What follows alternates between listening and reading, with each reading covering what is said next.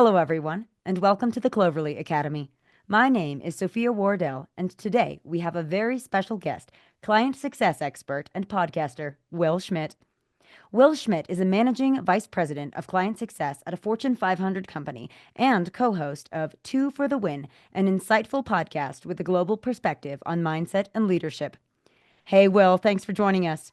Sophia, thanks for having me. Sure, we're super excited to have you. And today I want to talk all about public speaking with you. So, Wil, how do you properly prepare, in your opinion, for a presentation or public speaking event? Yeah, great question. And I think my answer may shock some people, but depending on the audience, sometimes I don't prepare that much at all. So if it's a topic I know really well and I speak to it, uh, with a lot of authenticity and genuineness, and so people give me feedback, it comes, across very transparent, very authentic. And so I go with the flow on that one. But there are some times where I have presentations where it's not.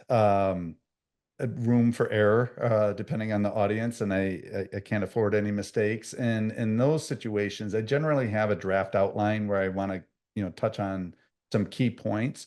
I don't use the notes feature in Outlook. I find that is a little bit more distracting for me, but I use the slide because I tend to do a lot of presentations that involve PowerPoint. So I use a visual or a couple bullet points to make sure I address the big rocks that I want to tackle on that.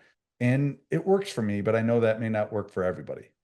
Now, that's a great point to kind of just know your target audience. And sometimes it requires more preparation, sometimes less. And I do love the PowerPoint presentation to just kind of keep it flowing. You have a base to play off of. Now, on that topic of just kind of delivering a clear, impactful message during a presentation, do you have any insider tips for our authors? I love this question in delivering a very impactful speech. And I'm going to give you maybe an outside the box answer.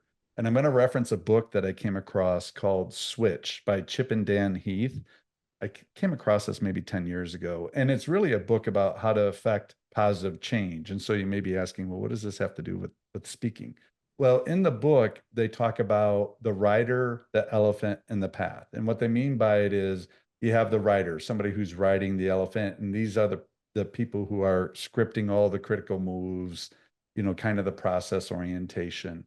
Then you have the path, which obviously is the path that you're going to walk on. And then you have the elephant. And the elephant, uh, it really indicates like emotion. And so the analogy they give is you can have all the right critical moves and the rider knows where to go. You have a clear path. But if the elephant sees a mouse, it's going to go and freak out and go a different direction. And it doesn't matter about the path and it doesn't matter about the rider, the emotions take over.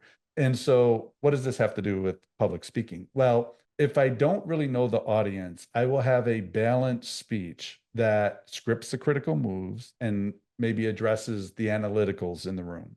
And then I have elements that are more emotive for people that are more wired in that way where they like to hear stories or have feelings about some of the things that are being talked about. And then depending on the type of presentation, also a path, like what is the path to go forward? So I actually use that book about affecting positive change as a guide for my structure of the presentations. And if I do know the audience, if they tend to be more analytical or tend to be more emotional, then I'll maybe skew it a little more in that direction. But like in most things in life, I try to use a balanced approach where I'm addressing both hearts and minds, not just one or the other. Well, I really like that. And I do think it's so important, couldn't be more important to just really be adaptable to your audience in preparation, but also in the midst of being in a live presentation. And in terms of that, how do you handle unexpected questions or, say, disruptions while speaking publicly? Yeah, unexpected questions that I do pretty well with, I think, because I'm not afraid to say I don't know, on something like that. But rarely do I get asked a question where I absolutely have no idea. But if I do, it's fine. I think sometimes not to do this a lot, but I may answer the question with a question because if it's an unexpected question, it's probably needing a little bit more depth of understanding what is the reason they're asking the question. And then usually if you go a little deeper, then it makes it a little more clear and easier to understand. in terms of interruptions, like it doesn't happen that much anymore, but every once in a while you get the cell phone ringing or things like that that happens in a presentation. If it's quick, like they're not letting it ring very long, I just kind of go with the flow and ignore it. But if it's somebody who lets it ring for a while, I'm not saying I'm like this, but I try to be. Like there's I don't know if you like Dave Chappelle, but he was doing a stand-up skit once and a phone went off and he just ran with it and started making a joke out of it. And I'll try to do something similar. Just because it did last a little longer than normal. But usually I just try to go with the flow because there's information you want to get out within a set period of time. And obviously that could cause some lost time if I dwelled on it too much. Right. That's a great point. It just goes back to being adaptable and how important that is. I love that you mentioned that if somebody asks a question that you really don't know, even if it may not occur that often, you either say that's a good question, I can get back to you, or you dig deeper. Where I think a lot of people are afraid to say, "Oh, I don't know." It's like, well, we're all human. We don't know everything. None of us are omnipotent and all knowing. So, so Right. it's And yeah. I'm sorry. I was just going to say, and I think when you show vulnerability, it makes you more human, as weird as that sounds, but it helps the audience connect. And that's really one of the things that I'm after is connecting with the audience. Because again, people are wired differently. Some things may resonate, some things won't.